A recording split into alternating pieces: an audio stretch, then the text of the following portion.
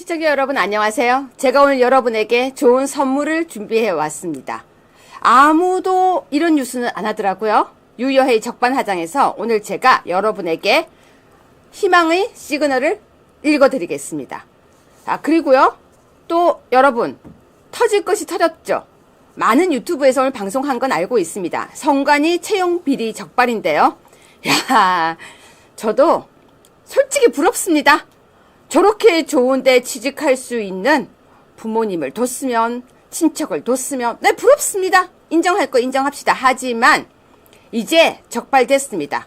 이번에 뿌리 뽑아야 되는데요. 물론 거기에 대한 헌재 판결까지 오늘 이어서 보겠습니다. 여러분에게 퀴즈를 내겠습니다.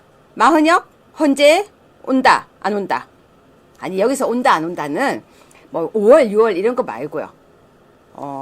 적어도 2주 안에 마흔역 온다 안 온다? 여러분 댓글 좀 써주세요. 미국 국방장관 3월 하순에 방한 추진 무슨 의미냐 그랬더니요. 어떤 분들이 하순에 오면 뭐하냐고, 대통령 선고하기 전에 와야지 하는데, 에이, 그러니까 유여해 적반하장을 보셔야죠.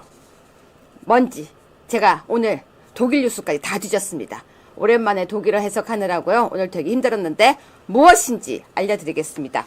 네, 추미애가 국회 의결로 통신조회 통신비밀보호법 개정안을 올렸는데요. 전 국민 통신검열이라고 난리입니다. 추미애 가만 안 두겠습니다. 법무법인회 정준길 변호사님 모시고 방송 시작하겠습니다. 안녕하세요. 예, 반갑습니다. 정준길 변호사입니다. 네, 오늘 이것저것 볼 것이 많은데요, 정 변호사님. 네. 일단 간단하게 제가 시청자 여러분들에게도 물어봤습니다. 마흔역이 2주 안에 올까요, 안 올까요? 마흔역이 2주 안에 오는지 안 오는지는요, 최상목이 임명하느냐 안 하느냐에 달렸겠죠? 아니, 그러니까 온다 안 온다로 대답해달라고요. 글쎄요, 근데 그거는 딱 답을 하기가 어렵습니다. 왜요? 왜냐하면 민주당에서 얼마나 세게 최상목을 밀어붙이느냐 아니냐에 따라 다르겠죠? 예를 들면 점잖게 네. 헌법재판소 판결이 났으니 네. 임명하세요 이렇게 얘기를 하면 네. 최상목이 안 하겠죠. 네. 그런데 너 왜 최상목 임명 안 해? 안 그러면 너 탄핵시켜버릴 거야. 막 이런 식으로 막 겁을 주면 그러면은 하겠죠. 뭔 말이에요, 정 변호사님. 오늘 왜 평이 그래요? 오냐고요, 안 오냐고요, 2주 안에? 아니, 그 2주 안에 올 수도 있고 안 올 수도 있다. 아니, 오늘 정 변호사님 오늘 왜 이러십니까? 시청자 여러분, 오늘 정 변호사님이 이거 저한테 일부러 이러시는 거죠? 아니, 저도 사실은 궁금해요. 저는요, 제가 왜 이 말씀을 드리냐면, 지금 제일 문제가, 네. 헌법재판소에 지금 8명의 헌법재판관이 있어요. 네. 현재 상태에서 윤석열 대통령 탄핵 심판에 대한 입장이 몇 대 몇? 이게요, 너무나도 사람들마다 이게 생각들이 달라요. 네. 그렇기 때문에 이거를 어떻게 생각하느냐에 따라서, 네. 그렇죠? 이 마흔여기가 실제로 재판에 들어오느냐 안 들어오느냐가 결정이 되거든요. 네. 그런데 지금 이 민주당 쪽이나 이런 사람들 보면 8대 빵이라고 그러잖아요. 네, 민주당에서는요. 그러면은 굳이 마흔여기 안 들어와도 되잖아요. 네. 그런데 5대 3이라고 하면 우리 쪽 사람들은 5대 3이 제일 많은데, 만약에 5대 3이면 이라서 기각이 될 것 같으면 마흔여기를 반드시 끌어당겨야 되는 거 아닙니까?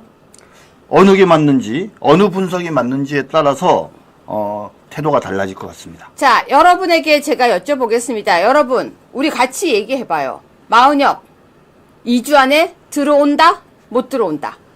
자, 여러분, 들어오면 들어온다? 못 들어오면 못 들어온다. 기간을 제가 2주를 잡은 것은 뭐 한 달 뒤에는 오겠죠. 근데 2주를 잡은 거 일단 같이 얘기해봐. 저는 못 들어온다에 걸겠습니다. 저는 못 들어온다. 그러면 여러분 그러겠죠. 최상목이가 임명하면 들어오잖아요. 최상목이요? 좀 있으면 최상목도 자기도 힘들어요. 자, 그러면 지금 1번 뉴스를 보면서 일단 하겠습니다. 헌재에서 마흔역 불임명, 국회 권한 침해, 대통령 임의 거부 안 되라고 했는데요. 이 부분을 설명을 한번 들어보고 가겠습니다. 자, 소개해 주세요. 예, 우원식 국회의장이 국회를 대표해서 최상목 대행을 상대로 권한쟁의 심판을 했습니다. 요지는 뭡니까? 국회에서 헌법에 따르면 3명의 헌법재판관을 정하면 그것을 대통령이 임명하게 돼 있는데, 그 중에서 한 사람인 마흔역을 임명하지 않은 것은 바로 국회의 헌재 구성권을 침해한 것이냐 여부가 관건이 된 거죠. 근데 여기에 대해서 3명에 대해서 국회가 정해주면 대통령은 임명할 의무가 있고 그것을 하지 않으면 헌법 침해다, 헌법 위반에 해당한다라고 오늘 그렇게 결론을 내렸습니다. 그러면서 이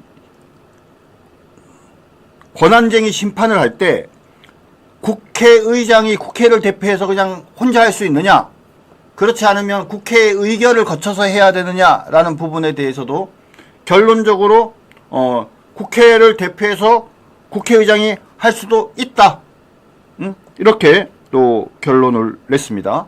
근데 다만 임명할 의무가 있는 건 맞는데 그렇다고 해서 헌법재판소가 40여기가 현재 그래서 헌법재판소 재판관이다 라고 인정할 수는 없다. 그래서 그거는 각하가 됐어요. 네. 그러니까 여러분 이 결론을 잘 보면요, 아주 이상하고 얍실한 결론이었어요. 40여기 그러면 헌법재판소 재판관이야? 아니? 절차는 맞아, 그거 인정. 다시 얘기하면, 자, 최상목 네가 결정해 라고 준 거예요. 자, 그러면 1-2를 보면 답이 또 보입니다. 마은혁 임명길 열어준 헌재. 맞아요. 헌재가요, 자기 손에는 아무것도 안 묻혀요. 대신 윤석열 탄핵 심판 마지막 변수를 누구한테 던졌죠? 최상목 네가 해. 여러분, 최상목이요, 제가 볼 때는요, 올해 운수가 나빠요. 지금요, 대행을 하는데 뭘 하는지도 모르겠고 계속해서 뭔가 상황이 이상한데요. 일단 윤석열 탄핵 심판 마지막 변수가 된 건 맞아요. 근데 최상목이요, 목숨이 2-3개 아닌 이상은 임명 못합니다. 그래서 최상목이라면 뭐라고 하는지 알아요? 한덕수가 와서 하세요. 한덕수가 오겠죠. 한덕수 오시면 그분이 하세요. 전 대행의 대행이잖아요. 아유, 대통령 대행이 하셔야죠. 전 이렇게 보거든요. 그래서 저는 최상목 안 한다, 못한다. 그래서 최상목 마음 같은 거 읽을 필요도 없다, 못한다. 자, 정 변호사님은요? 그런데 지금 이제 아까도 말씀드렸지만 이 민주당 애들이 얼마나 강수를 쓰는가의 문제예요. 기억하시는지 모르겠지만 헌법재판소의 변호인, 그 대변인이 이런 얘기를 했어요. 만약에 이거 위헌이라고 결정하면 다 따라야 된다. 그리고 따르지 않으면 위헌이고 위법이다, 이렇게 얘기했지 않습니까? 그리고 오늘 모 언론을 보면은 지금 이미 고발장을 써놨대요, 최상무기에 대해서. 무슨 고발장입니까? 그랬더니 직무유기래요. 직무유기라는 것은 뭡니까? 정당한 이유 없이 직무를 유기한 공무원을 처벌하는 규정인데, 이 말에 따르면 뭡니까? 오늘 헌법재판소 재판 결과에 따르면 최상묵은 마은혁을 헌법재판관으로 임명해야 될 의무가 있는데 그것을 임명하지 아니할 정당한 이유가 없는 상황에서 그것을 차일피일 미루게 되면 언제든지 직무유기로 고발할 수 있다라는 이야기입니다. 그렇죠? 그러면 과연 직무유기로 고발을 할까요? 안 할까요? 이거는 다시 말씀드리지만 현재 마은혁을 빼고 8명으로도 탄핵이 된다라고 생각을 하면, 8대0이라고 생각을 하는 현재의 민주당의 만약에 입장이라면 굳이 뭡니까? 최상묵을 그렇게까지 하면서 여론을 나쁘게 만들 필요가 없는 거죠. 그래서 그냥 냅두고 8명으로 선고하는 쪽으로 가겠죠. 근데 그게 아니라 우리 쪽 사람들이, 보수파들이 예상하는 것처럼 5대3이라고 한다면 한 명만 더 있으면 되잖아요. 그러니까 어떤 수단과 방법을 동원해서라도 최상무기가 반드시 마은혁을 임명하게 만들어야 되는 거죠. 그러려면 어떻게 해야 돼요? 자, 첫 번째, 계속 언론에서 국회로 불러가지고 계속 압박을 해야죠. 너 위법이야, 너 고소할 거야, 너 탄핵 소추할 거야, 막 이러면서 겁을 줘야죠. 그러고 뭡니까? 실제로 직무유기 고발장을 낼 수도 있다라고 생각이 듭니다. 어떤 경우에 현재의 헌법재판소 판세가 5대3이라고 생각을 한다면. 네. 자, 시청자 여러분께 제가 오늘 잔인한 기사 하나를 먼저 보여드리고 그 다음에 오늘 해야 되는 내용들을 들어가겠습니다. 32번 뉴스입니다. 저요, 이 뉴스 보고 오늘 되게 붕괴했습니다. 유골함을 돌려줄게 28억 내놔라고 했대요. 여러분 무슨 말이냐면요, 유골함을 훔쳐갔어요. 그 다음에 훔쳐간 뒤에 야, 너희 부모님 유골함 뭐 예를 들어서 너희 할머니 유골함 예를 들어서 그냥 내가 돌려줄 테니까 돈 내놔. 이 집 8억인데요. 기가 막힌 거 31번 뉴스예요. 가장 좋은 자리, 가장 비싼 자리에 유골함을 훔쳐간 거예요. 왜? 아, 저 좋은 자리에 유골함이면 집이 부자겠구나. 정 변호사님 소개 좀 해주세요. 제주도래요, 제주도. 네. 유명한 사찰이 있는데 사찰 이름은 나오지 않는데 거기 봉안당이 있는데 거기서 이제 유골을 모시나 봐요. 근데 그 중에서 6기를 훔쳐서 달아났다라고 합니다. 아무도 없는 새벽에 미리 준비한 장비를 이용해서 봉안당 내부로 들어가서 유골함을 훔친 다음에 1.5km가량 떨어진 야산에다가 유골함을 3개씩 나눠 묻어놨대요. 그런 다음에 출국을 해버렸어요. 출국을 한 다음에 그죠? 해당 사찰의 봉안당 관리자에게 전화를 했어요. 그러니까 지금 어디서 전화하는 거예요? 중국에서. 그러면서 하나 28억 7천만 원을 요구했다라고 합니다. 근데 예. 정 변호사님, 네. 저걸 훔쳐간 것도 기도 안 차지만 네. 훔쳐간 뒤에 거기다 두고 그걸 인질 삼아서 돈을 달라고 한 거잖아요. 그러니까요. 근데 저는요, 여러분 이 기사 보면서 무슨 생각하세요? 와, 진짜 중국이나 어떻게 제주도 와서 이런 짓을 할까? 두 번째는요, 여러분이라면 만약에 여러분 부모님 유골함을 훔쳐간 뒤에 뭐 한 개당 뭐 4억이나 5억을 달라고 하면 여러분 어떻게 하시겠어요? 제가 댓글 보고 너무 좀 이렇게 좀 짠했어요. 왜냐면 댓글에 정말 화날 것 같다는 거예요. 부모님 유골함을 그렇게 정성스럽게 올려놨는데 그걸 갖다가 훔쳐가? 근데 다들 뭐라는 줄 아세요? 너나 가져라 하고 말하고 싶은 심정일 것 같다. 그런데 절대 그거 못할 것 같다. 왜냐면 부모님 유골이 다른데 떠돌 걸 생각하니까 얼마나 가슴 아플까. 그런 내용이었어요. 제명이 뭔지 아세요? 뭐예요? 특수절도예요. 특수절도. 그 다음에 유골 영득죄라고 또 있습니다. 유골 영득죄가 있어요? 네네, 그런 제명이 있습니다. 또 하나 더 있어요. 뭐예요? 공갈 미수죄. 근데 여러분은 어떻게 하시겠습니까? 정 변호사님 어떻게 할 것 같아요? 저요? 고발부터 해야죠. 그리고 저 중요한 거는 네. CCTV로 추적을 해갖고 다 찾았대요. 다 찾았대요? 네네. 자, 다행히. 아무튼 중국인 이런 진짜 짓 하지 말고요. 제주도에 난민들 많이 들어왔었는데 어떻게 됐는지 모르겠지만요. 이제 독일도 난민 배척 정책을 시작한다고 합니다. 우리 국민이 먼저다라고 합니다. 세계가 바뀌고 있어요. 이제는 저는 사실 난민 정책보다 우리 국민을 먼저다는 입장이에요. 그래서 난민 너무 따지지 말고 우리 대한민국 국민을 먼저 따지라 그러는데 무비자 입국 다 문제 있거든요. 이번에 싹 다 바꿨으면 좋겠습니다. 트럼프도 요즘에 아메리칸 퍼스트 하지 않습니까? 아이, 그렇다니까. 네. 유럽도 마찬가지고요. 네네. 자, 지금부터 여러분 보여드리는 뉴스 충격적입니다. 일단 2번부터 보겠습니다. 성간이 채용 비리 적발이 됐는데요. 여러분 지금 성간이 채용 비리가 적발이 됐어요. 그런데 3번 뉴스입니다. 성관이 고위직 친인척 특혜 채용에 일반인 800명이 탈락을 했어요. 800명. 고위직 친인척 특혜 채용에 일반인 800명이 탈락했어요. 4번이에요. 성관이 간부 자녀 채용하며 여기는 가족회사. 채용 비리 878건 적발. 소개 좀 해주세요. 네. 지금 말입니다. 선관위는 중앙선관위가 있고 시도선관위가 있는 거 알고 계시죠? 네. 그러니까 중앙선관위가 있고 광역자치단체에 있는 시도선관위가 있는데 일단 10년 동안에 있었던 일을 그러니까 검사를 했습니다. 확인을 했습니다.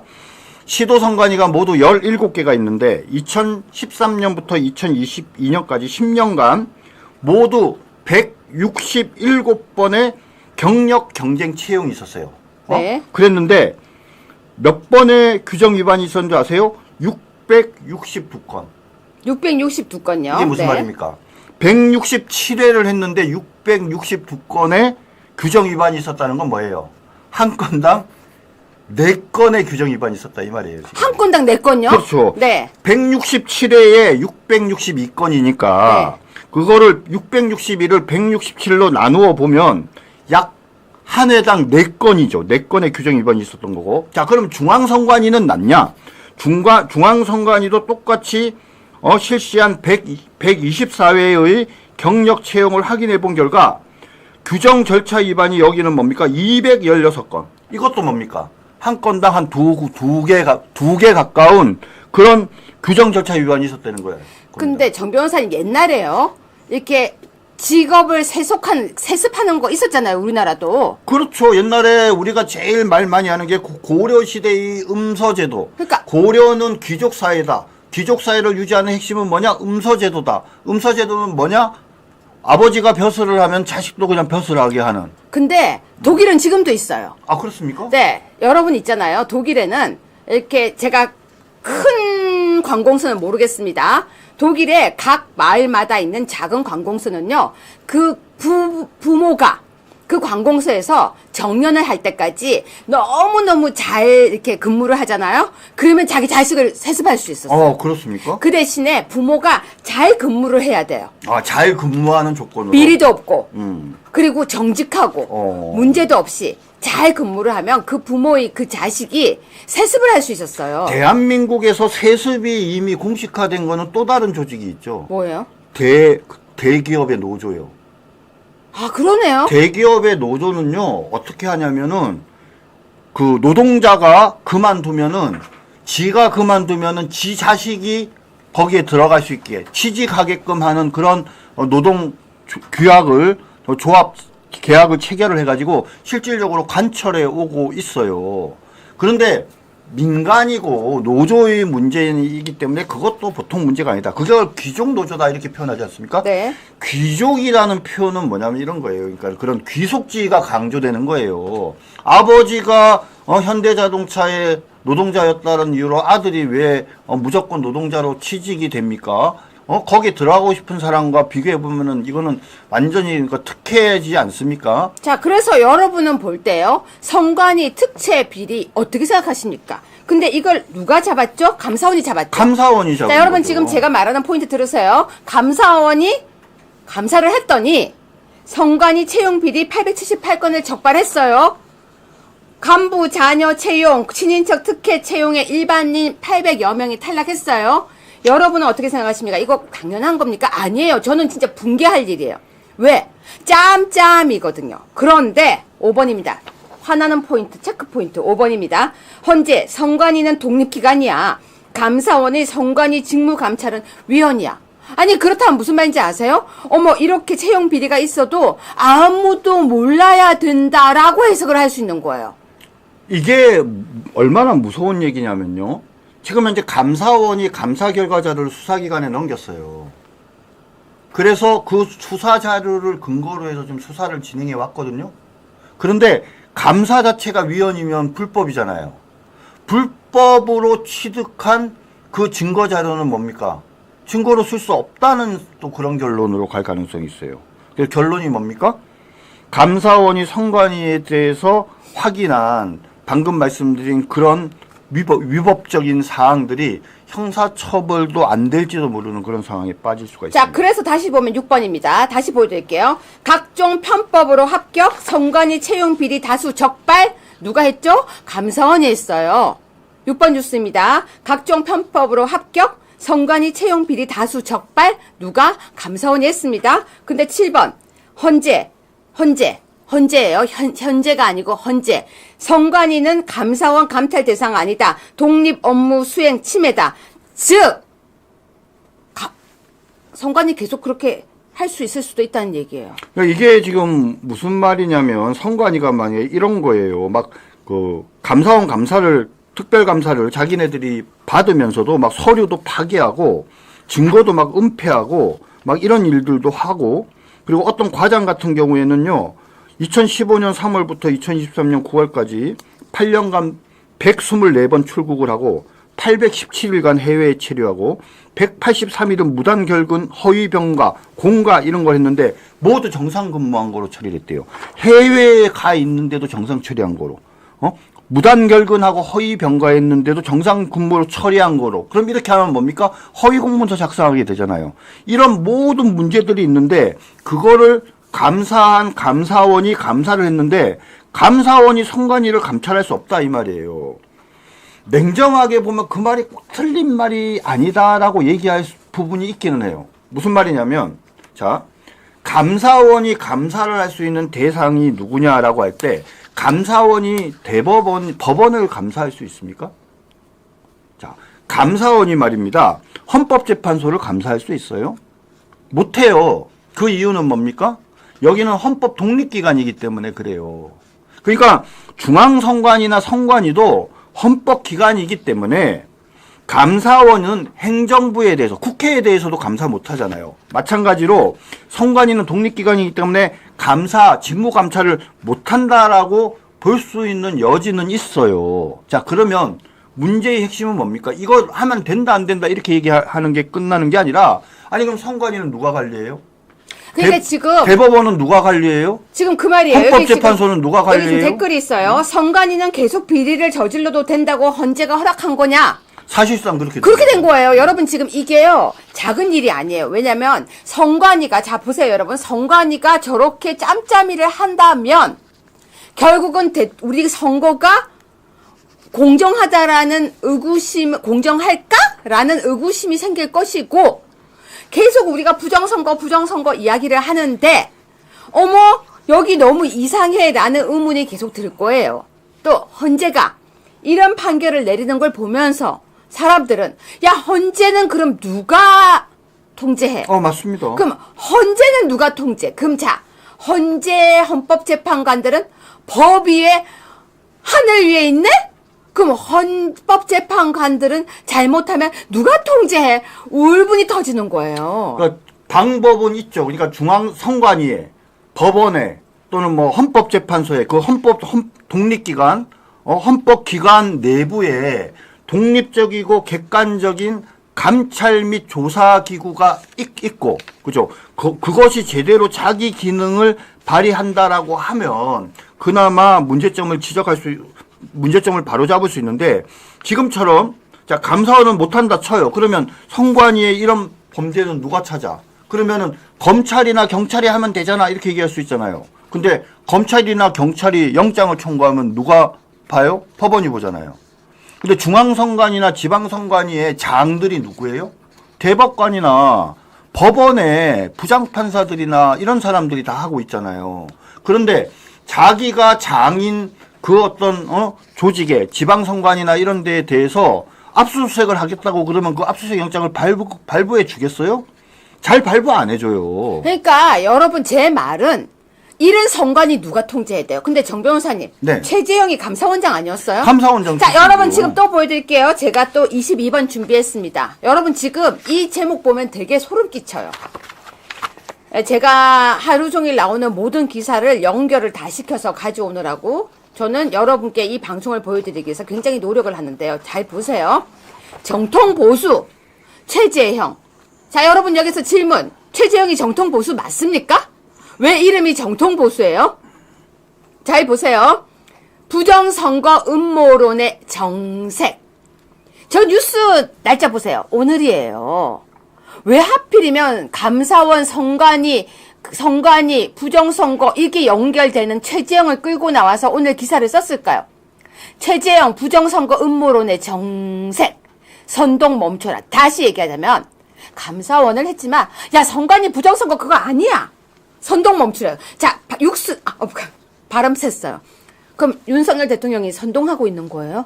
정 변호사님 저거 뭐예요? 왜 이 얘기 한다고 생각하세요? 왜요? 지금 최재형이 이 얘기 하기 시작한 지 며칠 됐습니까? 어제. 그러니까 어제 오늘. 그렇죠. 어제 오늘이에요. 네. 이게 무슨 말이냐. 제가 어제 말씀드렸죠. 최재형이 이번에 대선 나오는가 보다.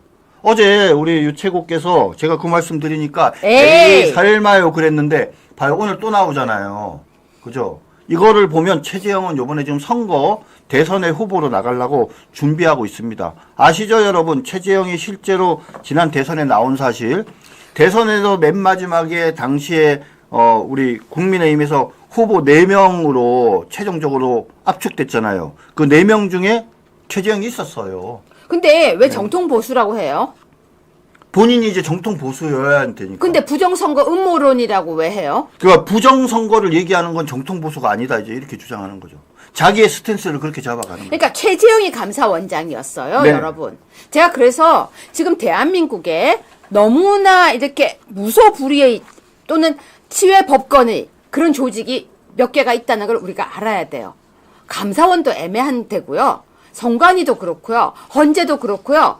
사실은 지금 법관들도 너무나 위험하다는 거죠. 자, 이렇게 따지면 저는 그렇습니다. 이건 제 바람이에요. 윤석열 대통령께서 돌아오셔서 정말 싹 정리 좀 했으면 좋겠어요.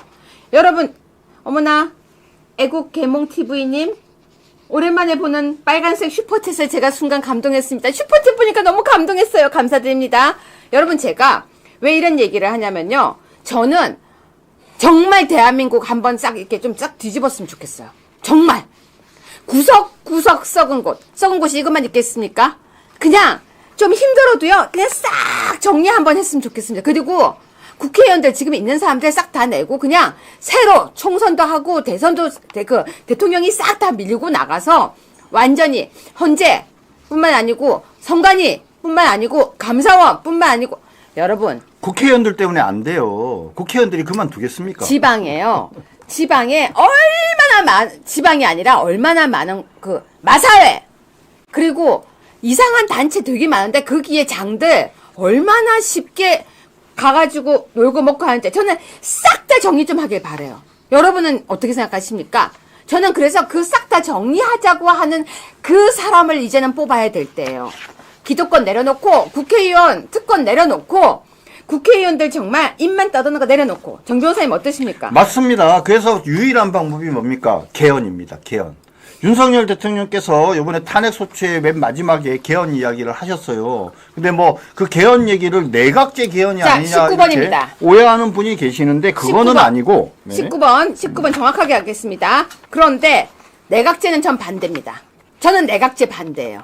대통령도 내각제 말씀하신 적 없어요. 네, 그런데 사람들이 내각제로 하려고 한다고 하기 때문에 그 말 나오니까 저는 이거는 오늘 여기까지 들어가면 안 돼요, 정 변호사님. 네, 딴 거 해야 돼요. 네. 저는 내각제 반대입니다. 여러분 어떠십니까? 일단 전 내각제 반대 이렇게 하고 다른 것부터 먼저 하겠습니다. 윤 대통령은 내각제 말한 적이 없어요. 27번입니다. 여러분이 계속 이야기를 의구심을 가져서 얘기하겠습니다. 헤그세스 미 국방이 누구인지를 좀 찾아봤었습니다. 근데 사실 한국 뉴스에는 뭐가 많이 안 나와서 제가 오늘 어머나 안녕하세요 아가타님 감사합니다. 제가 오늘 이걸 찾느라고요 유럽 뉴스 다 뒤졌어요. 헤그세스가 미 국방이요 트럼프의 굉장히 최측근이에요. 거의 오른팔? 근데 제가 오른팔이라는 표현 안 쓰는데 왜 안 쓰냐면요. 오른팔 왼팔 하면요. 되게 좀 저건데 그 트럼프의 가장 총애받는 최측근? 그 정도 사람이더라고요. 이 사람이 지금 한국에 오려고 조율을 하고 있어요. 자, 정 변호사님. 네. 일단 한국에 온다는 거 의미 있죠? 긍정적이죠. 네네. 네. 온다는 게 어떤 의미가 있을까요? 한국은 중요한 동맹이자 파트너로 생각한다는 거고요. 그래서 특히 지금 해군 함정을 건조하는 국내 유력 조선소를 방문할 거다. 그렇게 지금 얘기들을 하고 있습니다. 대한민국이 그 군합 선박 건조 능력이 세계 최고라는 것은 뭐 잘 알려진 사실인데 그래서 선박, 수출, 보수, 정비 이런 분야에서도 되게 잘하고 있기 때문에 미 해군의 어떤 선박을 제조하고 보수 수리하는 작업들을 우리 대한민국의 어떤 그런 유력 조선소와 함께 협력해서 하는 방안을 적극 고려하고 있다라고 합니다. 자, 그래서 제가 이건 한국 뉴스예요. 네네. 외국 뉴스를 찾아봤습니다. 그랬더니 기사들이요. 이 헤그세스가 일본도 갈 거라는 기사들이 나오더라고요. 한국 뉴스에는 자세하게는 안 나오는데 중요한 거. 왜 다음 달 3월 하순인가에 대한 글들을 찾았습니다. 왜라고 돼 있었을까요? 윤석열 대통령이 다 그때면은 탄핵이 기각되어 돌아오는 시기가 아닌가라는 글들이 있었다는 거예요. 자, 그럼 왜 3월 초가 아니냐? 3월 초에는 판결이 안 나니까. 결정이 안 나니까. 3월 하순. 3월 다음 달 하순이라는 것이 윤 대통령이 복귀하고 난 뒤가 아닌가라는 글들을 제가 찾은 거예요. 되게 의미 있죠? 이재명이 항소심에서 유죄 선고받거든 다음일 것 같네요. 26일요? 네네. 그래서 4달 방한 조율 중을 우리나라는 4달 방한 조율 중 이러고 끝내는데요. 외국에는요. 윤석열 대통령 헌재 선고가 있고 난 뒤에 직접 만나기 위해서 방한이 3월 하순이 아닌가라고 되어 있는 거예요. 제가 엄청나게 열심히 찾았습니다. 여러분 어때요? 그러고 보니까 그렇다는 생각 들지 않습니까? 여러분 잘 보세요. 헤그세스라는 미 국방장관이 굳이 한국에 올 리가 없대요. 왜? 굳이 직접 와야 될 이유가 없대요. 그런데 하필이면 왜 3월 하순이지? 라고 하는 거에 대한 여러 글들이 있는데 그 글 중에서 제가 이렇게 다 분석을 했어요. 독일, 스위스, 벨기에, 네덜란드, 오스트리아. 미안해요. 제 영어보다 독일어가 더 편해서 미국 기사는요. 번역 그렇게 잘 나와 있는 게 없었습니다. 그래서 계속 찾아봤더니 3월 하순이면 윤석열 대통령이 복귀하는 거 아닌가라는 글들이 있는 거예요. 그럼 방금 말씀하신 거에 하나 더 좀 추가적으로 말씀을 드리면 지금 들어와서 협의하려고 하는 내용이 뭐라고 그랬죠? 한국 조선업계와의 군함 건조 유지 보수 협력 방안. 그다음 방위비 분담금 인상 방안이라고 방위비예요. 합니다. 그러니까 우리나라에는 계속 조선소가 나오는데 이 두 가지인데 네. 이 두 가지를 누구랑 협의를 해서 결정을 하죠? 지금 현재 국방부 장관 대행, 그러니까 국방부 차관이랑 만나서 이걸 의사결정할 수 있어요? 못해요. 그죠? 그러니까 적어도 저쪽에 트럼프의 오른팔이라고 할 수 있는 이 국무장관이 와서 우리의 책임 있는 사람과 대화해서 협상해서 의사결정을 하려면은 윤석열 대통령밖에 없는 거예요. 그럼 윤석열 대통령이 여기를 만나서 하려면 대통령이어야지 만나서 협상할 거 아닙니까? 그죠? 그렇기 때문에 방금 우리 유채구가 분석하고 예측한 그 내용이 상당히 진실에 부합할 가능성이 많다. 그러니까 여러분은 어떻게 생각하십니까? 저희가 분석하는 것들에 대해서 여러분이 생각할 때는 우리 합리적으로 분석해 봅시다. 윤석열 대통령이 나오시고 난 뒤에 헌재 결과가 나오고 대통령이 돌아왔을 때 트럼프의 가장 최측근이라고 하는 미국 국방부 장관 헤그세스가 와서 협상을 하기 위해서 한다라고 하는 유럽발 뉴스들을 여러분은 어떻게 생각하십니까? 근데 그것도요 되게 어려운 것이 다 뭐 이렇게 윤석열 대통령이 나오고 난 뒤에 이게 아니라 방금 말씀하셨던 국방부 장관도 없고 한국에 그러니까 결국은 대통령이 헌재 결정이 다 날 때를 기다려서 이렇게 돼 있었어요. 그리고 여러분들 기억하시는지 모르겠지만 지난번에 구속 취소 관련해서 심사하고 난 다음에 열흘 이내에 의견서를 내라고 했지 않습니까? 그래서 이제 열흘이 곧 다 돼 가는데 그러고 나서 그 다음에 탄핵이 기각되는 이런 또 결과가 아마 3월 한 중순쯤에 예상이 됩니다. 자, 여러분은 근데 어떻게 생각하십니까? 여러분의 생각. 여러분은 지금 정 변호사님과 제가 이야기했던 것이 어느 정도 근거가 있다고 생각하십니까? 지금 이 헤그세스. 근데 신기한 건 정 변호사님. 네. 이 기사 별로 안 나와요. 아, 이거 누가 내겠어요, 지금. 여러분, 근데 이 기사가 안 나온다니까요? 이 기사가 별로 없어요. 제가 다 검색을 했는데 이 기사가 거의 안 나오고 있어요. 근데 외국에서는 많이 나와요. 네. 일본에도 기사가 나왔어요. 근데 왜 우리나라는 이 기사가 별로 안 나오죠? 여러분 댓글 좀 써주세요. 왜 댓글이 없어요? 좌파가 지금 장악하고 있는 언론 환경에서 이런 기사가 지금 나가면 국민들이 다 눈치챌까 봐 얼마나 걱정이 되겠습니까? 네. 네, 여러분 지금 댓글 좀 써주세요. 여러분 생각을 들어보시니까 왜 다들 가만히 이렇게 딱 이렇게 얼음 정지 화면으로 계십니까? 아니, 왜냐하면 생각지 못했던 놀라운 얘기를 해주니까 그런 거죠. 네. 우리가 이해해줘야죠. 네, 그렇습니다. 여러분 지금 제가 그래서 그 얘기를 한 거기 때문에 혹시 절대 아니다 생각하지 마시고 저 의미 외국 기사 다 찾아봐야 됩니다. 제가 지금 찾다가 왔는데요. 여러분 되게 중요한 내용이라는 거 꼭 말씀드리겠습니다. 그리고 8번 뉴스입니다. 전환길 윤 탄핵 인용 시 국민 가만히 있지 않을 것 마땅히 각하돼야 한다. 각하. 네. 우리가 얘기했죠. 각하. 네. 여러분 각하돼야 한다. 네. 전한길 선생님 우리 방송 봤나 봐요. 각하. 공부 잘 하셨습니다. 여러분 전한길 선생님은 이 시대의 영웅입니다. 전한길 선생님이 나타나서 정말 우리에게 많은 힘이 되어주고 있으니까 전한길 선생님에게 정말 감사합니다. 자, 그런데요. 9번 뉴스 보시면요. 이제 그들이 긴장했습니다. 헌법 전문가 누군가요? 글쎄요. 8대0 파면 예상.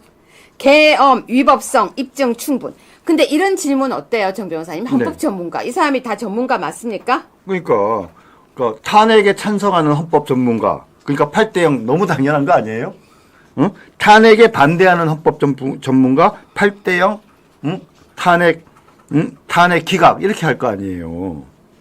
전문가 앞에 몇 글자가 빠져 있습니다. 뭐예요? 탄핵 찬성 헌법 전문가죠. 자, 시청자 여러분, 제가 말씀드렸죠. 탄핵 무효라고 쓰시면 안 된다고. 우리 시청자들은 탄핵 무효를 정말 안 쓰고 계세요. 탄핵 무효 아닙니다. 각하라고 쓰십시오. 각하라고 쓰셔야 됩니다. 근데 10번 뉴스 보시면요. 윤석열 탄핵 헌재서 8대0 인용 전망한 보수 논객들. 아까 제가 얘기했죠. 그 최재형을 보수라고 했죠. 이번에는 보수 논객들이에요. 보수 논객들 이름 누구입니까? 글쎄요, 뭐 조갑제도 있고, 그리고 또 정규제도 있고, 그 다음에 방금 말씀하신 최재형도 있습니다. 근데 여러 보수 논객들이 많은데 그 중에서 이렇게 인용될 거라고 하는 사람들만 이렇게 모아 보니까 그럴듯해 보이는데 제가 이상한 게 하나 있어요. 뭐예요? 왜 좌파들 중에는 윤석열 대통령이 탄핵이 기각될 거라고 하는 사람이 한 사람도 없어요? 그러네요. 이상하지 않아요? 우리 우파들은요, 되게 그러니까 이 생각도 자유롭고 의견도 편하게 자기 생각대로 주관적인 사람도 있지만 개진을 하니까 어떤 사람은 오히려 인용될 거라고 말하는 사람도 있고 이렇게 다양한데 좌파들은 뭡니까? 좌파들이라고 말하는 사람들은 전문가든 정치가든 관계없이 전부 다 어떻게 나와요? 8대0이라고 그냥 나와요. 8대0. 자, 그런데 11번 뉴스 보세요. 이제 하다 별욕을 다 해요. 특수부 검사의 가장 타락한 모습. 보수 논객들이 평가한 윤채우 진술. 아니, 하다. 대통령이지 왜 특수부 검사의 가장 타락한 모습이에요. 여러분, 전 저거 보면서 야, 정 변호사님도 특수부거든요? 특수부 검사가 가장 타락하는 건 어떤 경우냐면요. 거악 앞에서 굴복해서 자신의 입신양병을 위해서 거악 앞에서 굴복하면서 거기에 아부 떠늘 때가 특수부 검사의 가장 타락한 모습이에요. 현재 윤석열 대통령은 과거에 검사였고 특수부 출신 검사이긴 하지만 현재 벌어지는 일은 말입니다. 그거랑 아무 상관이 없는 일이잖아요. 그렇죠? 자, 그런데 여러분, 자, 지금부터 등장하는 12번. 한동훈이가 내게 배신자 프레임 씌워 계엄 단죄 않으면 이재명 막을 명분 없어. 다시 끊어볼게요. 나한테 배신자 프레임 씌웠어. 전 유승민이 얘기하는 줄 알았어요. 계엄 단죄 않으면 윤석열 대통령을 빨리 인용해라. 이재명 막을 명분 없어. 야, 이재명 내가 대통령 될 테니까 넌 꺼져. 한동훈이 등장했습니다. 근데 13번입니다. 돌아온 한동훈.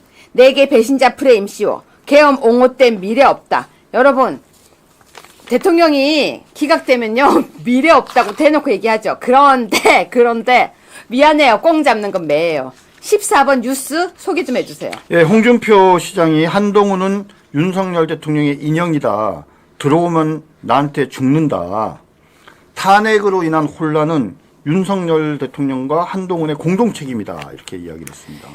정 변호사님, 먹이사슬 아시죠? 네. 얘 잡는 건 얘가 있고, 얘 잡는 건 얘가 있고, 얘 잡는 건 얘가 있는데, 그렇죠. 한동훈 잡으러는 이분이 뛰어요. 예, 맞아요. 근데 제가 보기에 이 한동훈은 확실히 수준이 떨어져요. 그러니까 뭐를 지금 모르냐면, 이재명을 대통령이 돼서는 안 된다라는 문제가 사실은 계엄이랑은 직접 관련이 없어요. 이재명이 대통령이 돼서 안 된다라고 생각하는 사람들은 뭐냐면, 4개의 범죄 경력이 있고 5개의 재판을 받는 이재명이 대통령이 돼서 재판조차 받지 않으면서 자신의 죄를 뭡니까? 뭉개는 그런 불법을, 그런 부정의를 용납할 수 없다라는 생각이 핵심이지, 계엄이랑은 아무 관련이 없거든요. 근데 자꾸 한동훈은 뭡니까? 이재명을 막으려면은 계엄이 잘못됐다라고 인정을 해야 된다는 거예요. 얘 논리는 뭡니까? 이재명이 대통령이 되면 자기가 처벌받지 않으려고 계엄을 할 거다라고 얘기를 하는 거예요. 근데 제가 누누이 말씀드렸죠? 이재명은 어떤 논리를 구사하고 있어요? 내가 대통령이 되면 헌법 제84조의 불소추의 특권에 따라서 재판이 정지된다. 그러니까 내가 대통령 재임 기간 중에는 재판 안 받아도 돼. 다 정지돼. 자, 그러니 재판을 안 받으려고 계엄을 할 이유가 있어요, 없어요? 없어요. 한동훈이가 지금 거짓된 주장을 하고 있는 겁니다, 지금. 정 변호사님, 잠깐만요. 네. 왕지성님, 이재명 빠이신가 봐요. 이왕 쏘실 거 좀 정확하게 슈퍼챗 좀 많이 쏘고 얘기하세요. 버럭게 그런 많이 쓰고 슈퍼챗 5,000원 쏘고 이재명 얼굴까지 저한테 보게 하면 어떡합니까? 좀 쏘려면 제대로 쏘고 이재명 얼굴 좀 보게 하세요. 아유, 깜짝 놀랐네. 내가 5,000원에 이재명 얼굴까지 봤네. 왕지성님, 좀 통 크게 쏘세요. 자, 그런데요, 여러분, 보세요. 한동훈은 윤의 인형. 참. 한동훈은 윤의 인형. 들어오면 나한테 죽어. 정 변호사님. 네. 윤의 인형이라고 표현하는 거 어떠세요? 뭐 윤의 인형은 뭐 아바타라고 보통 얘기하는데 우리 그 홍 시장이 인형이라는 표현을 쓰니까 약간 아바타가 까먹은 거 아닐까요? 그런가요? 아바타 영화. 그랬을 가능성이 있을 것 같아요. 아마 윤의 인형 이것보다는 윤의 아바타가 훨씬 더 좀 있어 보이지 않습니까? 근데 아마 아바타 단어 까먹어서 인형이라고 쓴 거 아닐까요? 근데 들어오면 나한테 죽어는 조금 거친 표현인 것 같고요. 그리고 표현이 좀 안 이뻐요. 근데 탄핵의 혼란은 윤과 한의 공동 책임이라고 한 부분에 대해서는 뭐 윤 대통령에 대해서는 어떤지 모르겠습니다만은 한동훈에 대해서는 정확히 지적했어요. 이거 공동 책임 맞습니다. 한동훈이가 말입니다. 누군가로부터 자기를 체포하려고 한다라는 그런 말도 안 되는 거짓된 이야기를 듣고 돌지 않았더라면, 그죠? 윤석열 대통령이 탄핵됐을 리가 없어요. 근데 윤석열 대통령이 한동훈을 불러가지고, 야, 체포하라고 한 적 없어. 그거 거짓말이야. 라고 얘기를 하는데도, 누군가 자신한테 얘기해준 그 자기를 체포하라고 했다는 그 거짓된 그 정보가 진실이고, 본인한테 그런 적이 없다고 말하는 윤석열 대통령이 자기한테 거짓말 한다고 생각하고, 자기 애들을 시켜가지고, 걔네들이 탄핵 소추에 동의하지 않았습니까? 그렇죠. 그러니까, 이 현재의 이 국난의 책임은요, 한동훈한테 있는 거예요. 자, 어제 그 얇은 기회. 그러니까 15번에 신지호가 홍준표, 한동훈 나한테 죽는다고 굳이 대응해야 되나 하고, 튀어나와서 이야기를 했습니다. 그래서 너무 재밌는 게, 누구 잡는 건 누구 있는데, 그럼 자, 홍준표 잡는 건 누구 있을까요? 바로 16번, 명태균입니다. 박지원이 얘기했습니다. 명태균, 뻥은 있지만 팩트는 맞더라. 난 홍준표 말 믿지만 사진이. 정 변호사님, 이건 또 어떻게 봐야 돼요? 박지원이 참 얄밉게 이야기를 하지 않습니까? 그러니까 이 결론이 뭡니까? 홍준표 뭐라고 떠들지만 명태균이 근거를 가지고 이야기하는 거야. 홍준표 그만해. 너 끝났어. 얘기하는 거죠, 지금. 자, 근데 17번 보면요. 대선 준비 들어갔습니다. 이들은. 이재명이 임종석을 만났죠. 네. 조기 대선의 통합 가속이라고 하면서요. 만나기 시작했습니다. 근데 18번 보세요. 조기 대선이란 말은 아끼고 있는데 지도부가 4주 계획이라고 밝혔어요. 뭘까요? 근데 민주당이 조기 대선 말을 아껴요? 나 이거 황당한 얘기인데요. 얘네들은 기정사실화 하고 있잖아요. 말을 아낀 적이 없는데. 그 단어는 안 쓰나 봐요. 그러게요. 그런데 4주 계획. 자, 탄핵 당하면 일주일 동안 선거인단을 모집하고, 그래서 당원과 일반 국민이 50%씩 참여하는 국민 참여 경선제를 지금 준비하고 있다고 합니다. 그러고 나서 3주간 전국을 수도권, 충청, 영남과 호남 이렇게 4개 권역으로 나눠서 순회 경선을 하고, 과반수 득표자가 없는 경우에는 결선 투표를 하는 아주 구체적인 보관과 계획을 이미 마련했다라고 합니다. 4주는 뭐예요? 4주 만에 30일 이내에 후보를 뽑겠다라는 거죠. 그죠? 네.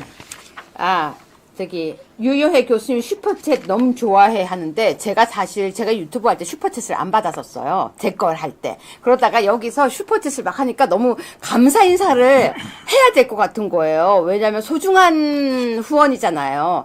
그러니까 제가 받는 건 아니에요. 정말로. 아투가 받는데, 소중한 후원이니까 해주시는 분들한테 그래도 감사 인사를 반짝반짝반짝하게 하는 게 전 맞다고 생각합니다. 슈퍼챗을 좋아하는 게 아니라 슈퍼챗을 쏴주신 그 마음을 너무 사랑합니다.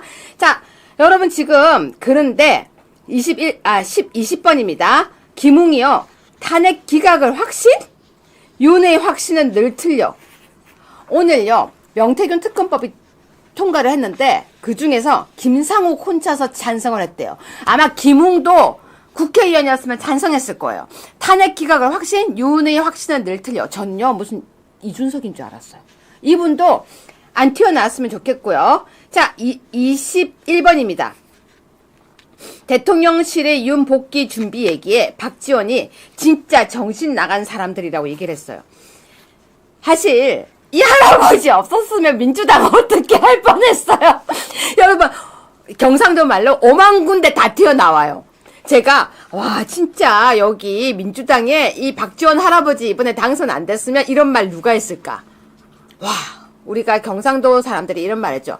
너는 5만 군데 다 쏘다니고 오냐 했는데 5만 군데 그 말 알아들으세요, 여러분? 이 할아버지 계속 나옵니다.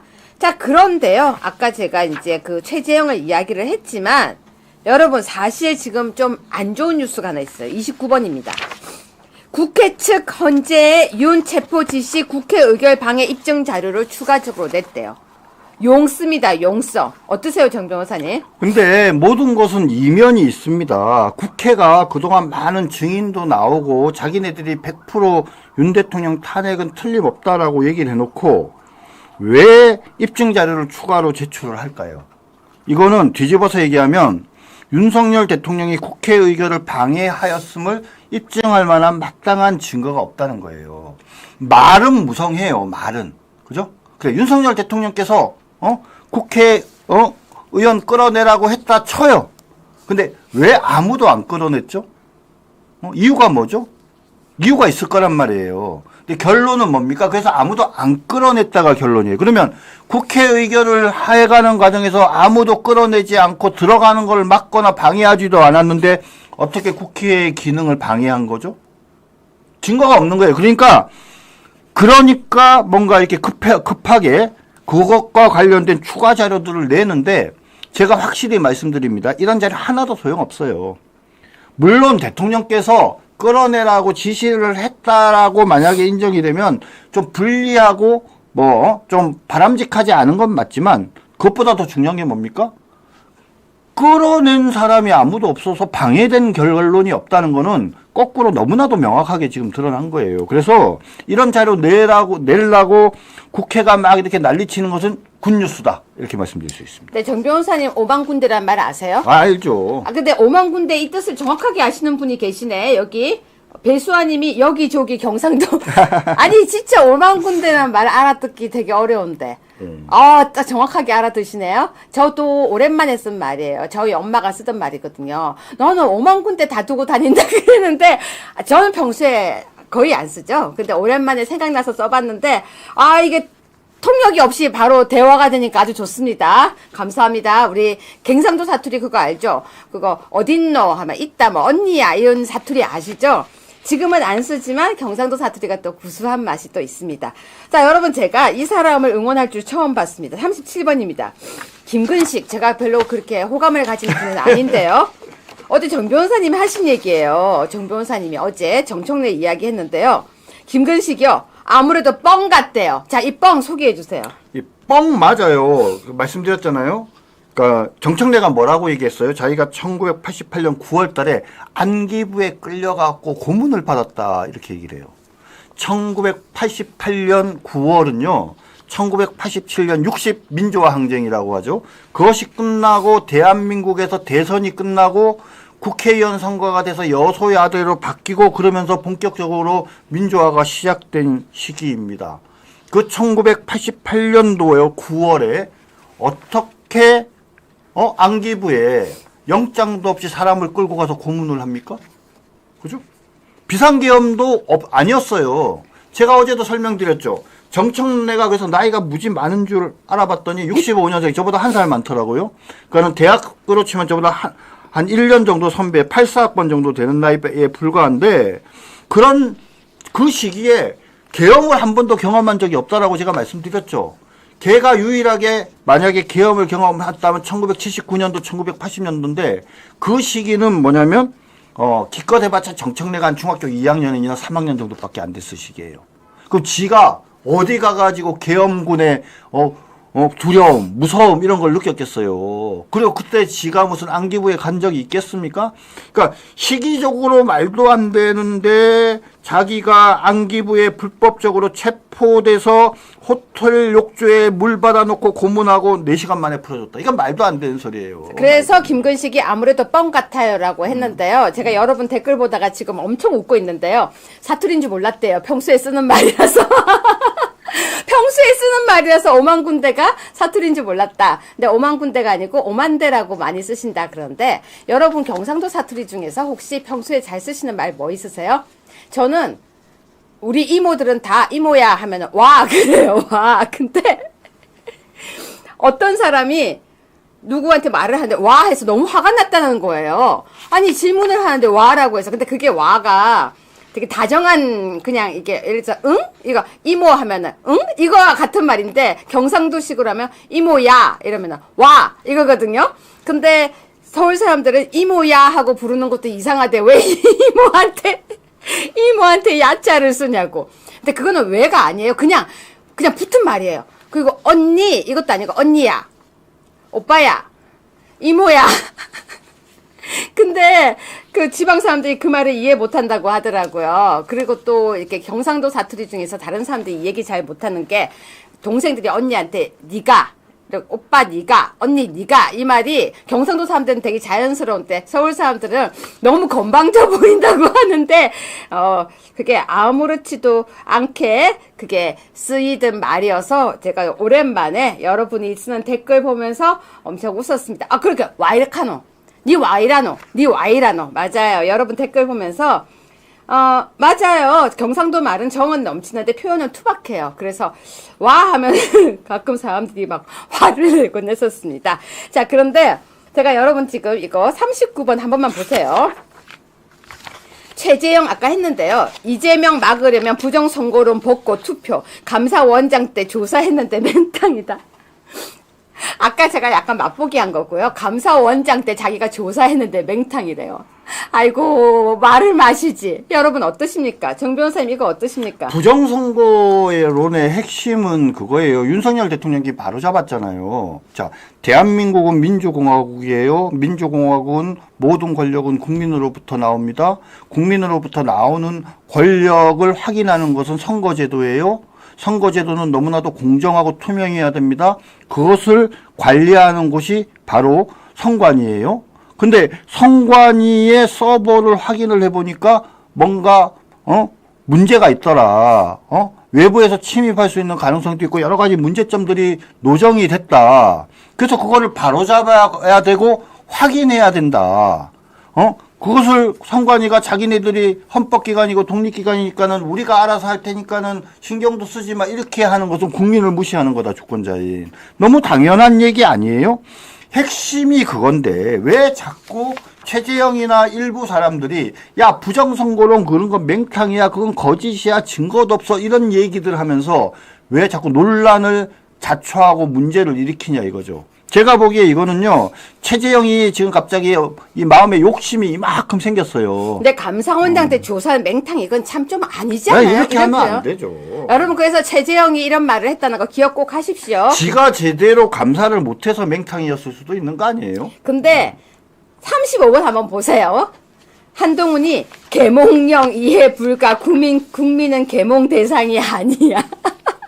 여러분 이게 입만 열면은 열받게 하는 사람이 있는데 한동훈이 계몽령 이해 불가 국민은 계몽 대상 아니래. 그 말 하자는 거 아니잖아요. 아니 정말 이런 사람들 때문에 힘든 거 여러분은 어떠십니까? 계몽령 이해 불가 국민 계몽 대상 아니야. 국민들이 전지전능한 건 아니잖아요. 뭐 미리 알고 계셨던 분도 계시지만 사실은 아니 근데 이게 선관위 이 정도인 줄은 몰랐잖아요. 그렇죠. 사실은 요번에 윤석열 대통령이 문제 제기하고 이렇게 세상이 시끄러워지면서 비로소 관심을 갖게 된 분들도 많이 계시잖아요. 그런 면에서 새롭게 인식하고 깨닫게 됐다라는 측면에서 계몽이라는 표현이 뭐가 그리 나빠요? 근데 마치 한동훈이가 말입니다. 계몽이라는 것은 지식 수준이 낮은 사람을 가르치는 거예요. 아니죠. 어떤 사람은 이 부분에서 똑똑하지만 다른 부분을 모를 수가 있고 자기가 관심 없는 부분에 대해서는 사람들이 잘 모르잖아요. 근데 우리가 대한민국 국민으로서 주권자로서 모든 권력은 우리로부터 나오는데 그러한 대한민국이 잘 운영되고 있는 줄 알았는데 알고 보니까 정말 여기저기 문제가 많더라고 비로소 알게 됐고 아무도 정보를 주지 않아서 잘 몰랐는데 요번에 정보를 받아서 비로소 알게 된 것이 왜 지식이 낮은 사람 취급을 했다 이런 말도 안 되는 소리를 하죠. 근데 시청자 여러분 사실요 이번에 윤석열 대통령 덕분에 알게 된 거 많았죠. 일단 뭐 알게 됐어요? 부정선거 이상하네. 선관위 이상하네. 헌재 완전 이상하네. 더 나아가서 문대행 완전 이상하네. 마은혁 거기다가 저는 정청래 불 질렀어? 여러분 제가 정청래에 별로 관심이 없었어요. 아, 진짜 관심이 없었어요. 근데 어제 제가 그때 불 질렀어요! 막. 저도 새로 알게 된 거 많았습니다. 거기다가 이번에 진짜 깜짝 놀랐던 건 정말 선관위에 이렇게 지직을 세습으로 하고 있다는 거 충격적이었습니다. 대한민국에서 사회주의 혁명을 꿈꾸던 마은혁이가 말입니다. 헌법을 수호하는 헌법재판소 재판관이 된다. 이게 코미디 아니에요? 그럼 적어도 제가 보기에는요. 마은혁이가 그 얘기는 해야 되는 거예요.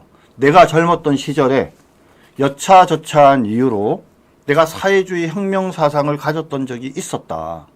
그러나 이러이러한 사유로 나는 지금 대한민국의 헌법 질서와 체계, 자유민주주의 체계를 누구보다도 중요하고 존중해야 한다고 생각하고 그것을 지키는데 혼신을 다하겠다. 과거에 내가 사회주의 혁명을 꿈꿨던 어떤 그런 활동을 한 부분에 대해서 지적하는 부분을 뼈저리게 느끼고 지금은 그렇지 않다. 이렇게 이야기를 해야 되는 거잖아요. 근데 지금 마은혁이가 무슨 생각을 갖고 있어요? 마은혁 같은 사람이 헌법을 수호한다. 이게 말이 되는 소리입니까? 근데 여러분 지금 여기 댓글을 제가 계속 보고 있었는데요. 여러분 사실 이번에 우리가 알게 된 거 되게 많았었어요. 아, 정말 알게 된 거 많았어요. 그리고 이번에 한동훈이 정말 이상한 것도 알게 되지 않았어요? 제가 제 주변에서요.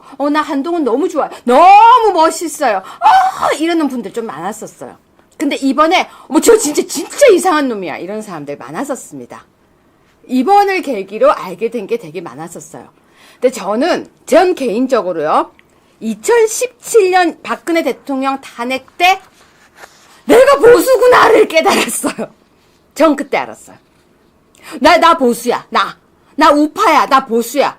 나 아무리 바뀌어도 내 생겨먹은 게 보수고 나는 좌파가 될 수 없고 나는 그러니까 그 종북이 될 수 없고 나는 종북이 될 수 없는 나는 내가 보수구나를 저는 2016년도 그때 17년도까지 알게 되었어요. 근데 그게 저는 1세대예요. 큰 대한민국 계기. 근데 이번에 또 많은 분들이 알게 되신 거예요. 그때는 제가 외쳐도 사람들이 에이 설마 이랬거든요. 근데 이제는 저 그때 뭐라고 했냐면요. 이상해요. 대한민국 법원도 이상해요. 어떻게 그 헌재에 그 여자 그룹 말고 나온 거. 그래서 저는 이렇게 생각합니다. 우리가 다 이제 변화하고 있다. 좋아질 거다. 그런데 안 좋아지는 아저씨 한 명 소개할게요. 34번입니다. 정 변호사님. 네. 이분 선거운동 시작하신 거죠? 아니 그렇죠. 안철수가 갑자기 부산부터 4달 5일 고향 부산부터 간답니다. PK를 기반으로 해서 조기 대선 정조준 한다 그러는데요. 제가 딱 한마디만 할게요. 안철수가 맨 처음에 정치 시작하면서 얘기한 게 뭡니까? 새정치잖아요. 새정치의 핵심은 뭐예요? 지역 운운 이런 거 안 하는 거, 지역 운운 이런 거 안 하는 게 새정치의 시작이에요. 그러니까 이제 안철수가 선언했습니다. 나 헌정치 하겠다. 되겠습니까? 그렇다고. 어쨌거나 저는 그렇습니다. 자기를 중도 보수라고 얘기하는 사람들은 엉터리고요. 세상에는요. 중간은 없습니다. 세상에는요. 여러분 뜨거운 커피 아니면은 아이스 커피지 카페 가서요. 저 미지근 커피 주세요 하는 분 계세요? 중도 보수라고 하는 사람들은요. 바로 박쥐 회색입니다. 자, 정 변호사님 40번 뉴스 소개 좀 해주세요. 지금 이거 정 변호사님 안 계시죠? 네네. 자, 이거 좀 보여주세요. 40번 뉴스 좀 보여주세요. 제가 얘기하겠습니다. 정 변호사님 이걸 못 받으셨습니다. 추미애가요, 국회 의결로 통신조회, 통신비밀보호법 개정안을 올렸는데요. 사실은 전 국민 통신검열, 카카오 검열이 아니라 이제는 통신검열까지 한다고 합니다. 이 부분은 자세하게, 제가 마지막에 이걸 서치를 했거든요. 내일 자세하게 이 부분을 하겠습니다. 자, 이거는요, 제가 무조건 소개를 해야 될 것 같아서 갖고 왔습니다. 23번 뉴스입니다. 참고로, 제가 이 가수를 좋아하거나 그런 거 절대 아님을 밝힙니다. 김건모가요, 제 기억에는 결혼을 한다고 하고 있다가 갑자기 파혼도 하고 난리가 났어요. 왜? 성폭행으로 누가 고소를 했던 걸로 전 기억을 합니다. 그런데요, 결국은 다 무혐의가 나왔대요. 무고도 무혐의가 됐다. 무고로 고소했는데도. 그러니까 김건모가 죄가 없다는 거잖아요. 아니죠. 성폭행으로 고소를 하니까 무혐의. 무고로 김건모가 고소했는데도 그 여자도 무혐의. 아, 서로. 네. 근데 김건모는 결국 너무 많은 걸 잃어버렸대요. 네. 너무 많은 걸. 그래서 이렇게 억울한 일은 없어야 될 것 같다는 걸로 제가 김건모 기사는 갖고 왔습니다. 자, 애국개몽님 너무 감사합니다. 자, 여러분 또 1시간이 훌쩍 지났습니다. 정 변호사님. 오늘은 마실 게 없어요. 오늘은 마실 게 없어요. 노경이 아니고 정 변호사님 마시지 않고 잠시 광고하고 할 말 마저 할게요. 먹을 게 없어요. 산도라지 광고. 100% 국산 건도라지 태백 산도라지 골드는 당뇨, 고혈압, 면역 강화에 필요하신 분에게 좋다고 하는데요. 사포닌 성분이 다량 함유되어 기침과 천식에 도움 준다고 합니다. 하루 한 스푼 간편하게 섭취 가능한 태백 산도라지 골드를 아투TV 구독자 한정 3+3 6개월분을 구입할 수 있는 절호의 찬스라고 하니까요. 태백 산도라지 골드를 구매하실 분은 아래 번호로 문의 부탁드립니다. 번호 거기 있구나. 시청하고 계신 영상 설명란에 아투TV가 태그한 상품들을 볼 수 있는데요. 반찬부터 다양하게 있다고 하니까 많이 이용해 주세요. 여러분, 제가 어제 감동했습니다. 녹용을 광고했더니 또 이 사람들이 사주셔가지고 저하고는 관계가 없지만 제가 너무 감사드린다고 하는 게요. 아투TV가 잘 돼야 됩니다. 왜냐면 보수 우파의 정론입니다. 아투TV가요 50만을 달려가다가 갑자기 49.50에서 멈췄어요. 제발 좀 소개 좀 해주세요. 50만 좀 해볼게요. 자, 정 변호사님. 네. 오늘 전체 뉴스 보고 마무리 좀 해주세요. 예, 오늘 그 마은혁 재판은 되게 의미가 있는 재판입니다. 그래서 여러 가지 지금 관전 포인트가 있는데 거듭 말씀드리지만 제일 중요한 포인트는 현재 8명으로의 헌법재판소가 어떤 결론을 내릴 것인가에 대해서 크게 보면 두 가지 견해가 있어요. 8대 0으로 탄핵될 것이다라는 견해와 5대 3으로 탄핵이 기각될 것이라는 두 가지 의견이 있습니다. 실제로 진실은 무엇일까요? 사람들은 모르죠, 지금. 진짜 헌법재판소 재판관들이 마음에 들어가 봐야 아는 건데 현재로서는 정확하지 않습니다. 하지만 어떻게 예상하느냐에 따라서 마은혁을 실질적으로 헌법재판소 재판관으로 앉히게 만들고 그리고 더 나아가서 마은혁이 이 윤석열 대통령의 그 탄핵 재판에 관여하게 하느냐 안 하느냐를 보면 관여하게 만들려고 하면은 5대 3으로 보고 있는 거고요, 민주당 측이. 관여하지 않는 방향으로 나가게 되면 8대 0으로 보고 있는 겁니다. 그들의 의도를 정확히 파악하고 우리가 거기에 잘 대응을 해야 될 것 같습니다. 자, 지금 방금 재밌는 글 봤어요. 추어탕이군요. 그 사람 별명이. 추어탕. 전 추어탕보다는 짱뚱어탕을 좋아하는데 저 그분 별명이 추어탕인지 몰랐습니다. 아무튼 갑자기 추어탕이라는 얘기 들으니까 왜 이렇게 좋습니까? 그리고 한동훈 별명은 또 여러분들이 적어주셨어. 한동훈 별명은 그거군요. 한동훈이 그 얘기한 거 아세요? 뭐요? 저기 탄핵 내가 제일 먼저 한 거 아니에요. 오세훈이 먼저 했어요. 그 얘기했잖아요. 그거 내일 하려고 제가 남겨놨어요. 아, 거기까지만. 네, 네, 시청자 여러분, 지금 정 변호사님이 또 광고 하나 하겠습니다. 여기요. 네. 여러분들 그 3월 1일 날 매우 중요한 거 알고 계시죠? 헌법재판이라는 거는 법률재판이기도 하지만 정치재판이기도 하고 또 여론재판이기도 합니다. 우리가 얼마나 많은 국민들이 3.1절 이 대회에 많이 참석하느냐, 저들보다 압도적으로 참석하는지 여부에 의해서 대한민국의 미래가 결정됩니다.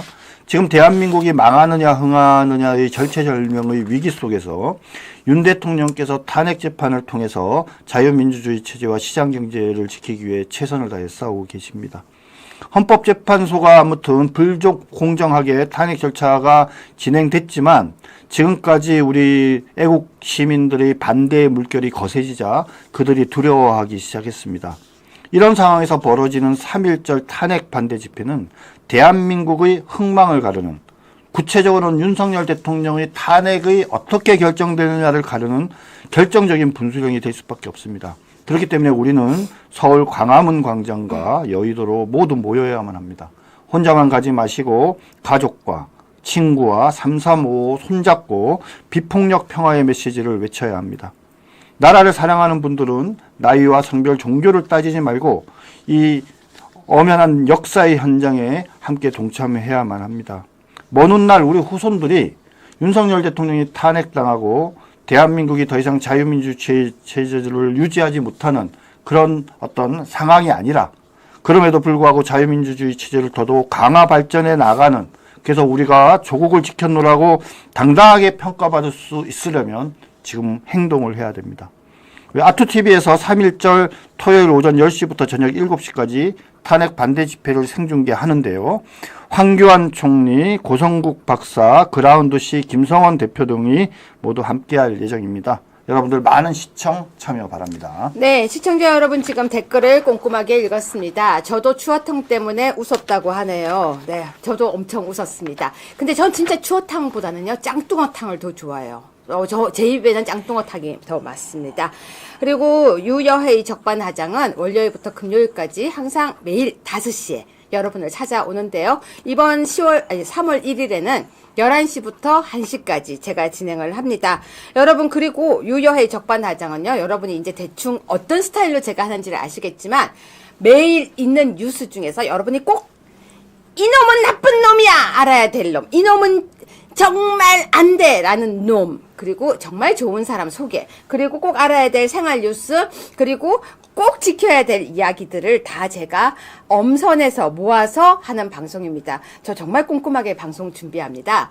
거의 한 6시간 내내 뉴스를 준비하는데요. 여러분들에게 제일 좋은 내용을 설명하려고 하는 거니까요. 많이 사랑해 주시고, 또 지금처럼 또 이야기도 하고, 또 여러분들과 농담도 하고, 장난도 치고, 또 가끔 생일이신 분은요, 댓글에 쓰세요. 저 생일입니다. 쓰세요. 그럼 마구마구 축하도 해드릴 거고요. 또 댓글 중에 만약에 나 힘들어요 하시는 분 계시면 위로도 해드릴 거고요. 또 정말 저 오늘 좋은 일 있습니다. 우리 아이가 무슨 일이 있습니다 하면 제가 축하도 해드리겠습니다.